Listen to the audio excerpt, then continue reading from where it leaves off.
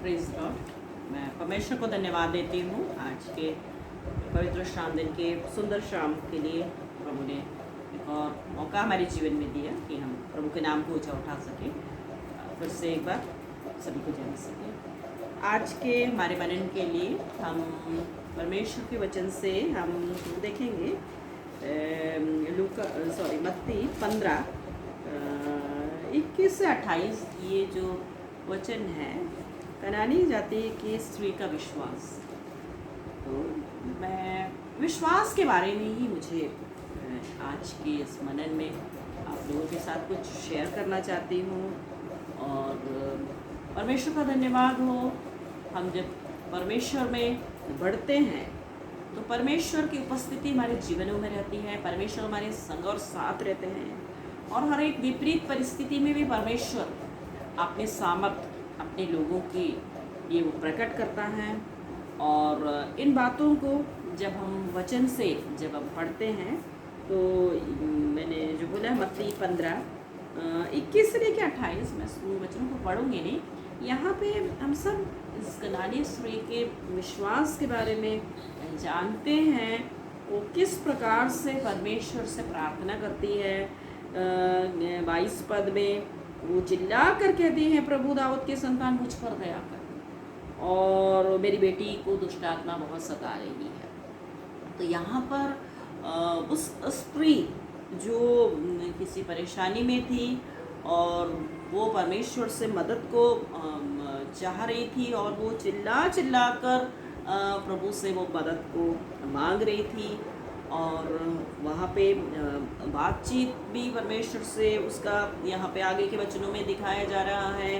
प्रभु किस प्रकार से उससे बात कर रहे हैं, प्रभु का उसके उस चिल्लाने पे क्या जवाब प्रभु दे रहे हैं। लेकिन फिर भी वो पीछे हट नहीं रही है।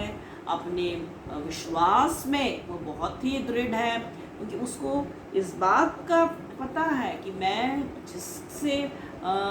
जिसके समक्ष आई हूँ, जिसके नज़दीक आई हूँ, वो परमेश्वर का पुत्र है, वो जीवित प्रभु है, यीशु मसीह वो सामर्थी परमेश्वर है। वो मेरे लिए उपाय करेगा, वो मेरी बेटी को चंगा कर सकता है। इस बात का उस पर पूरा उसको विश्वास है। जब प्रभु ने 26 पद में उसको कहा लड़कों की रोटी लेकर कुत्तों के आगे नहीं डालना चाहिए, तो वो 27 पद में वो कहती है, ठीक है प्रभु, आप जो भी कह रहे हैं वो बिल्कुल सही है। लेकिन फिर भी वो तर्क करने में लगी है। कुछ यदि चूर चार नीचे भी गिर जाए, वो अनमोल चीज़ें नहीं, लेकिन कुछ भी यदि नीचे की भी चीज़ हैं, उससे उसको यदि वो चीज़ भी मिल जाए तो उससे भी वो संतुष्ट हो सकती है। 27 पद में कहते, सत्य है प्रभु, पर कुत्ते भी वह चूर चार खाते हैं जो उनके स्वामियों की मेज से गिरते हैं। इतनी बड़ी बात को उसने अपने विश्वास के प्रकटीकरण में वो कह रही कि प्रभु कुछ भी चीज़, वो प्रभु से बहुत बड़ी बात को नहीं चाह रही है। कुछ मतलब यदि वो गिरा हुआ भी कुछ चीज़, वो मतलब वो जानती है वो परमेश्वर का सामर्थ्य, कि वो परमेश्वर का सामर्थ्य किस प्रकार से उसके जीवन में कार्य कर सकता है, किस प्रकार से उसको चंगाई मिल सकता है। तो वो कह रही है। और 28 पद में प्रभु कहता है कि हे स्त्री, तेरा विश्वास बड़ा है और जैसा तू चाहती है तेरे लिए वैसा ही। ये बहुत बड़ी बात है कि वो निराश नहीं हुई, वो प्रभु के पीछे ही लगी रही। प्रभु के उस जितने बार भी परमेश्वर ने, यीशु मसीह ने उसको जवाब दिया, उसमें वो उन बातों को कह रही है और बार बार उसको वहीं पर वो है, प्रभु की उपस्थिति में वहाँ पे है। वो ऐसा नहीं है कि वो एक बार प्रभु ने कह दिया है कि नहीं, मैं इज़राइल के 24 ने इस्राएल के घराने की खोई हुई भेड़ों को छोड़ मैं किसी के पास नहीं भेजा गया, मैं ये काम तुम्हारे लिए नहीं कर सकता, मैं नहीं करूँगा।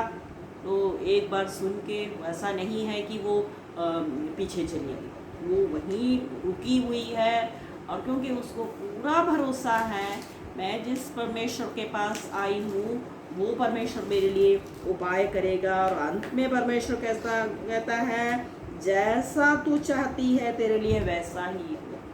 तो ये विश्वास है, ये हमारा विश्वास परमेश्वर के प्रति, हमारा ये विश्वास होना चाहिए, जिस परमेश्वर के पास मैं आई हूँ या जिस परमेश्वर के पास मैं आया हूँ, वो परमेश्वर सामर्थी परमेश्वर है।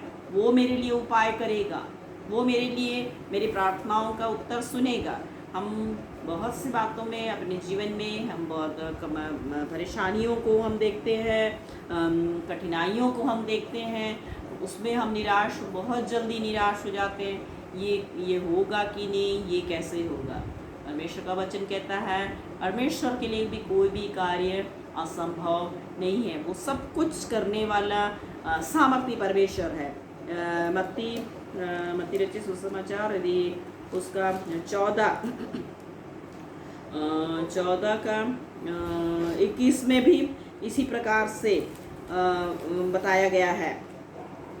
चेले किस प्रकार से वो पतरस नाव से निकल के प्रभु के पास आना चाह रहा और पतरस डूबने लगा। और तभी 14 का 31 में यीशु ने तुरंत हाथ बढ़ाकर उसे थाम लिया और उसे कहा, हे अल्पविश्वासी, तूने क्यों संदेह किया। प्रभु तो पानी के ऊपर चल रहे थे और पतरस भी सोचा मैं भी चलूँगा, लेकिन थोड़ा सा चलने के पश्चात वो डगमगा गया।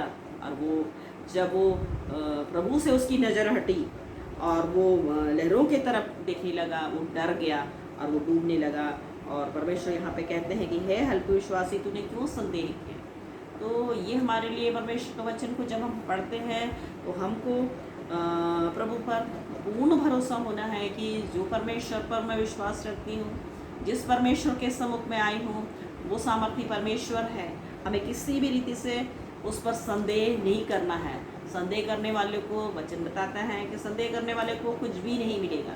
जैसा विश्वास है हमारा, उस प्रकार से वो विश्वास हमारे वचनों के माध्यम से हम जिस प्रकार से बोलते हैं, ये होगा क्या, नहीं होगा, कैसे होगा, हम लोग पूरे समय इस बात को हम अंगीकार करते हैं, होगा कि नहीं, होगा कि नहीं, कैसे होगा।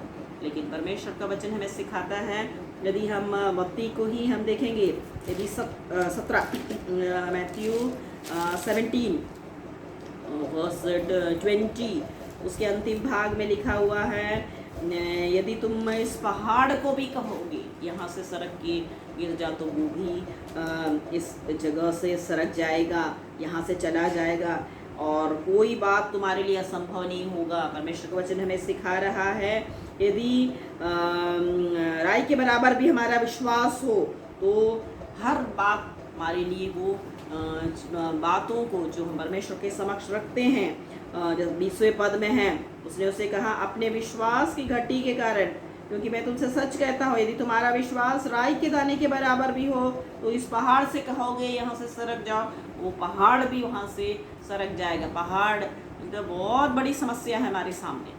हमको ऐसा लगता है कि वो समस्या कैसा है, मतलब वो समस्या हमारे जीवन से जाएगा, लेकिन परमेश्वर का वचन मतलब यहाँ पर हमको बता रहा है कि राई के दाने के बराबर विश्वास, यदि हम जरा भी हमारा विश्वास है, यदि हम विश्वास करते हैं उस परमेश्वर के सामर्थ्य पर, तो वो पहाड़ रूपी जो समस्या है, जिसको हम बहुत बड़ा समस्या बोल रहे हैं, याकूब के पत्र में लिखा है, जो तुम्हारे अंदर है वो ज़्यादा सामर्थी, वो संसार में जो है उससे ज़्यादा सामर्थी हमारा परमेश्वर है। और बाइबल बताते हैं कि हम परमेश्वर के मंदिर है, परमेश्वर हमारे साथ रहने वाला परमेश्वर है, हमारे अंदर परमेश्वर की आत्मा है, वो सामर्थी परमेश्वर हमारे साथ हैं, तो हमारे लिए कोई भी बात असंभव नहीं हो सकता। हमारे लिए हर बात संभव होगा। हम जब प्रभु में विश्वास करते हैं और जब हम प्रार्थना करते हैं, तो प्रभु हमारे लिए हर एक बातों को, प्रभु हमारा प्रार्थनाओं को सुनता है। हमको इस बात का विश्वास होना चाहिए, हमें ये अंगीकार करना है कि हम बोलने से पहले वो परमेश्वर जो है हमारी मन की बातों को जानता है, क्योंकि कहता है कि अपनी चिंता जो सारी मुझ पर डाल दो। हम उस बात को नहीं सुनते, हम चिंताओं को अपने पास रखते हैं और हम प्रभु के पास आते, लेकिन प्रभु का वचन हमें सिखाता है अपनी सारी चिंता को मुझ पर डाल दो। मैं परमेश्वर को धन्यवाद देती हूँ हर एक बातों के लिए। हमारे जीवन से जब हम बोलते हैं कि हम प्रभु में हैं और परमेश्वर हमारे साथ हैं, वो जीवित परमेश्वर है, सामर्थी परमेश्वर है, हम अपने प्रभु की गवाही को देते हैं, तो हमें इस बात का अंगीकार करना है जो परमेश्वर मेरे साथ हैं, वो असंभव को संभव करने वाला परमेश्वर है। चाहे वो समस्या हो, चाहे बीमारी हो, हर एक बात में वो परमेश्वर साथ रहने वाला परमेश्वर है और हमें हर बात में वो आशीषित करता है, फलवंत करता है और हमें परखता भी है किस प्रकार हम उस परमेश्वर पर विश्वास रखते हैं, हमारा विश्वास किस प्रकार से है। मरकुस 9:24 में एक बहुत सुंदर वचन हमारे लिए है। मरकुस 9:24 में